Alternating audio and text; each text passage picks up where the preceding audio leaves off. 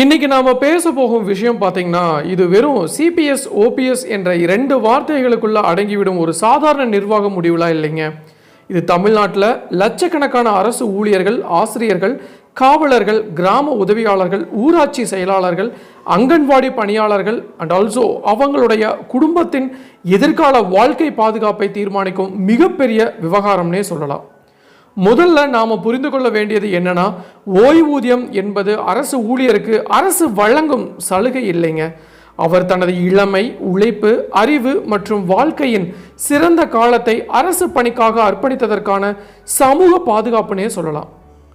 சுதந்திரத்திற்கு முன்பிருந்தே இந்தியாவில் அரசு ஊழியர்களுக்கு ஓய்வூதிய முறை இருந்துச்சுங்க. பல தலைமுறைகளாக அரசு வேலைக்கு இருந்த மதிப்பு சம்பளத்தால் மட்டும் வரவில்லை, ஓய்வுக்கு பிறகும் குடும்ப பாதுகாப்பாக இருக்கும் என்ற நம்பிக்கையால் வந்துச்சு. 2003க்கு முன்னாடி பணியில் சேர்ந்தவர்கள் பழைய ஓய்வூதிய திட்டத்தின் கீழே இருந்தாங்க. அவர்கள் ஓய்வு பெறும்போது கடைசி சம்பளத்தின் ஒரு பகுதி வாழ்நாள் முழுவதும் ஓய்வூதியமாக கிடைக்கும். அகவிலைப்படி பார்த்தீங்கன்னா உயர்வுகளும் கிடைக்கும், குடும்ப ஓய்வூதியமும் கிடைக்கும். ஆனால் 2003க்கு பிறகு அரசுகள் அதிகரித்து வந்த ஓய்வூதிய செலவினால புதிய கான்ட்ரிபியூட்டரி பென்ஷன் ஸ்கீம் எனப்படும் சிபிஎஸ் முறையை கொண்டு வந்தாங்க.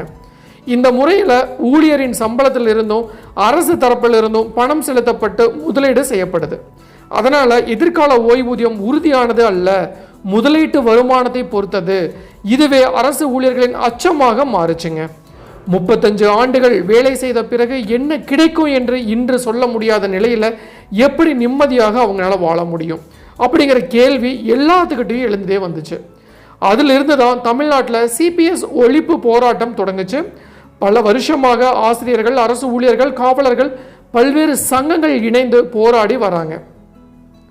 ஆட்சிகள் மாறின, தேர்தல்கள் நடந்தன, வாக்குறுதிகள் வழங்கப்பட்டன, குழுக்களும் அமைக்கப்பட்டன, அறிக்கைகள் கூட வெளியிடப்பட்டது. ஆனால் ஓபிஎஸ் இன்னும் முழுமையாக திரும்பவில்லை. இதற்கிடையில தான் சிபிஎஸ் கீழ் பணியாற்றிய பலர் ஓய்வு பெற்றாங்க. சிலர் பணியிலேயே உயிரிழந்தனர். சில நீதிமன்றங்களை நாடினாங்க. இப்போ சிபிஎஸ் ஒழிப்பு இயக்கம் நிதியமைச்சர் மற்றும் நிதித்துறை அதிகாரிகளை சந்தித்து மீண்டும் ஓபிஎஸ்ஐ வலியுறுத்தினாங்க. அவர்கள் கூறும் முக்கியமான விஷயம், சிபிஎஸ் வேண்டாம், டாப்ஸ் வேண்டாம், தேர்தல் வாக்குறுதியின்படி முழுமையான ஓபிஎஸ் வேண்டும் அப்படிங்கிறது தான். மேலும் பார்த்தீங்கன்னா சிபிஎஸ் கீழே பணியாற்றும் போது உயிரிழந்த ஆயிரக்கணக்கான ஊழியர்களின் குடும்பங்கள், ஓய்வூதிய பிரச்சனைகள் சந்திக்கும் ஓய்வு பெற்றோர், நீதிமன்றத்தின் வெற்றி பெற்ற காவலர்கள், 2003க்கு முன்னாடி தற்காலிகமாக பணியில் சேர்ந்துவிட்ட பின்னர் நிரந்தரமான ஊழியர்கள் ஆகியோரின் கோரிக்கைகளும் முன்வைக்கப்பட்டிருக்கு. இப்போ மிகப்பெரிய கேள்வி என்னன்னா, புதிய அரசு உண்மையிலேயே ஓபிஎஸ்ஐ அமல்படுத்துமா? அப்படி அமல்படுத்தினால் அரசுக்கு எவ்வளவு நிதிச்சுமை ஏற்படும்? அமல்படுத்தாவிட்டால் அரசு ஊழியர்களின் எதிர்வினை என்னவாக இருக்கும்? பிற மாநிலங்களில் பார்த்தீங்கன்னா ஓபிஎஸ் மீண்டும் கொண்டு வந்த அனுபவம் என்ன சொல்லுது? ஒரு பக்கம் பொருளாதார நிபுணர்கள் எதிர்கால நிதிச்சுமையை குறித்து எச்சரிக்கிறாங்க. இன்னொரு பக்கம் அரசு ஊழியர்கள் வாழ்நாள் பாதுகாப்பு இல்லாமல் பணியாற்ற முடியாது என வாதிடுறாங்க. அதனால தான் இது வெறும் ஓய்வூதிய விவாதம் மட்டும் இல்லைங்க. சமூக நீதி, பொருளாதார திட்டமிடல், அரசியல் நம்பகத்தன்மை, தேர்தல் வாக்குறுதி அண்ட் ஆல்சோ லட்சக்கணக்கான குடும்பங்களுடைய எதிர்கால நம்பிக்கை ஆகிய அனைத்தும் சந்திக்கும் ஒரு முக்கியமான திருப்பு முனையினே சொல்லலாம். அடுத்த சில மாதங்களில் எடுக்கப்படும் முடிவுகள் தமிழ்நாட்டின் அரசு ஊழியர் வரலாற்றில் மிகப்பெரிய அத்தியாயமாக மாறக்கூடும். அதனால தான் இன்னைக்கு ஓபிஎஸ், சிபிஎஸ் என்ற ரெண்டு வார்த்தைகள் ஒரு நிர்வாக விவாதத்தை தாண்டி தமிழ்நாட்டின் அரசியல் மற்றும் சமூக வாழ்க்கையின் மையப்புள்ளியாக மாறியிருக்கு. இதோட முழு விவரத்தை தான் நாம இன்னைக்கு நம்ம வீடியோவில் பார்க்க போகிறோம். சப்போஸ் இப்போ தான் ஃபர்ஸ்ட் டைம் நம்ம சேனலுக்கு வரீங்க அப்படின்னா மறக்காம நம்ம சேனலை சப்ஸ்கிரைப் பண்ணிடுங்க, கூட வேலைக்கான கிளிக் பண்ணுங்க. அப்படின்னா இது மாதிரி இன்ஃபர்மேட்டிவ் வீடியோ உங்களால் ரெகுலராக பார்க்க முடியும். வாங்க வீடியோக்குள்ள போகலாம். இன்னைக்கு நம்ம பேச போகும் தலைப்பு பார்த்தீங்கன்னா, தமிழ்நாட்டின் அரசியல் வரலாற்றிலும் அரசு ஊழியர்களின் போராட்ட வரலாற்றிலும் மிக மிக முக்கியமான ஒரு விஷயம். அது பழைய ஓய்வூதிய திட்டம், அதாவது ஓபிஎஸ், ஓல்டு பென்ஷன் ஸ்கீம். கடந்த 20 ஆண்டுகளாக அரசு ஊழியர்கள் தொடர்ந்து போராடி வரும் இந்த கோரிக்கை இப்போ மீண்டும் தலை தூக்கி இருக்கு. இதுக்கு காரணம், புதிய அரசு பொறுப்பேற்ற பிறகு சிபிஎஸ் ஒழிப்பு இயக்கம் நிதியமைச்சரம் மற்றும் நிதித்துறை அதிகாரிகள் சந்தித்து பழைய ஓய்வூதிய திட்டத்தை அமல்படுத்த வேண்டும் என்று வலியுறுத்தியிருக்காங்க. ஒரு கேள்வியை நான் முதல்ல உங்களை கேட்கிறேன், ஏன் ஒரு அரசு ஊழியர் ஓய்வூதியத்திற்காக இவ்வளவு பெரிய போராட்டம் நடத்த வேண்டும்? இதற்கு பதில் தெரிந்தால் இந்த முழு பிரச்சனையும் மையம் மாறியுமே. ஒரு அரசு ஊழியர் 25 அல்லது 30 வயதில் பணியில் சேர்றாரு. அவர் 58 இல்லைன்னா 60 வயசு வரைக்கும் பணியாற்றுறாரு. அவரது வாழ்க்கையில் சிறந்த காலத்தை அரசு பணிக்காக செலவிடுறாரு. அந்த ஊழியர் முதுமை அடைந்த பிறகு அவருக்கு மாதம் மாதம் ஒரு நிலையான வருமானம் கிடைக்க வேண்டும் என்பதற்காகவே ஓய்வூதிய முறை உருவாக்கப்பட்டதுங்க. இந்தியாவில் ஓய்வூதிய முறை புதுசு இல்லை. ஆங்கிலேயர் ஆட்சி காலத்திலேயே அரசு ஊழியர்களுக்கு ஓய்வூதியம் வழங்கும் நடைமுறை இருந்துச்சு. சுதந்திரத்திற்கு பிறகு மத்திய மற்றும் மாநில அரசுகள் அதை தொடர்ந்தாங்க. பல தலைமுறைகளாக அரசு வேலை என்றால் பாதுகாப்பான வேலை என்ற எண்ணம் உருவானதற்கு காரணம் சம்பளம் மட்டும் இல்லைங்க, ஓய்வூதியமும் கூட தான். இப்போ ஒரு உதாரணமாக பார்ப்போம். ஒரு பள்ளி ஆசிரியர் 1988 பணியில் சேர்ந்தாரு அப்படின்னு ஒரு வச்சுக்கோங்க. அவர் 2020 ஓய்வு பெறாரு. அவரது கடைசி சம்பளம் 80,000 ரூபாய் என எடுத்துக்கொள்வோம். பழைய ஓய்வூதிய திட்டத்தின் கீழே அவருக்கு சுமார் 40,000 ரூபாய் இல்லைன்னா அதற்கு அருகிலான தொகை மாதம் மாதம் ஓய்வூதியமாக கிடைக்கும். அதோடு பார்த்தீங்கன்னா அகவிலைப்படி உயர்வும் கிடைக்கும். அவர் உயிருடன் இருக்கும் வரை கிடைக்கும். அவர் இறந்த பிறகும் குடும்ப ஓய்வூதியம் தொடரும். இதுவே ஓபிஎஸ் உடைய முக்கிய பலம்னு சொல்லலாம்.